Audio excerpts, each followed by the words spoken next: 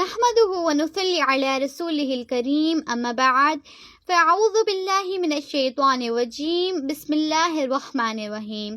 السلام علیکم ورحمۃ اللہ وبرکاتہ۔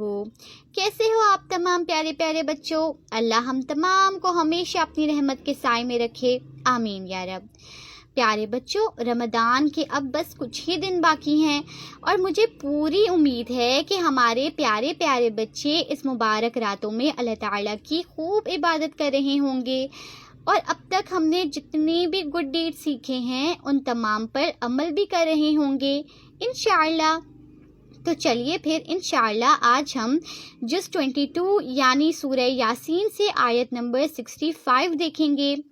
اس آیت میں اللہ تعالیٰ کا ارشاد مبارک ہے، آج ہم ان کے منہوں پر مہر لگا دیں گے اور جو کچھ یہ کرتے رہے تھے ان کے ہاتھ ہم سے بیان کر دیں گے اور ان کے پاؤں اس کی گواہی دیں گے۔ اللہ اکبر، کتنی خوف دلا دینے والی آیت ہے نا۔ ہم دنیا میں تو اپنے منہ سے جھوٹ بول کر بچ جاتے ہیں، جیسے کسی نے چوری کی اور کوئی اس سے آ کر پوچھ رہا ہے، وہ تو اپنے منہ سے صاف انکار کر دے گا، لیکن ہم اس وقت کیا کریں گے جب اللہ تعالیٰ ہمارے منہ پر ہی مہر لگا دے گا، اور پھر وہ ہاتھ جس سے ہم نے چوری کی تھی وہ خود بولنا شروع کر دے گا کہ یا اللہ، اس نے میرے ذریعے فلاں کی چیز چرائی تھی۔ ہمارے باڈی کا ہر پارٹ خود بولنا شروع کر دے گا۔ جیسے ہم بے حیائی کی چیزیں دیکھتے ہیں تو ہماری آنکھیں بولنا شروع کر دیں گی، اگر ہم بے حیائی کی یا کوئی گندی باتیں سنتے ہیں تو ہمارے کان بولنا شروع کر دیں گے۔ کان کہیں گے کہ یا اللہ، اس نے میرے ذریعے وہ گناہ کا کام کیا۔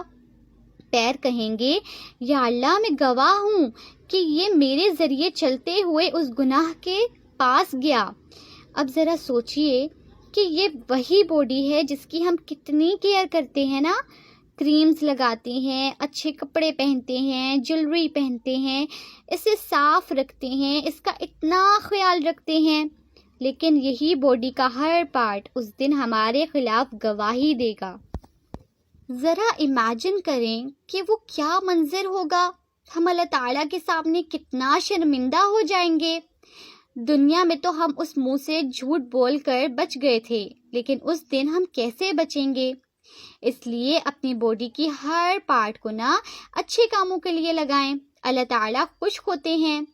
ذرا امیجن کریں اللہ تعالیٰ ہم سے کتنا خوش ہوں گے جب ہماری آنکھیں کہیں گی کہ یا اللہ، یہ میرے ذریعے آپ کے کلام کی تلاوت کیا کرتا تھا۔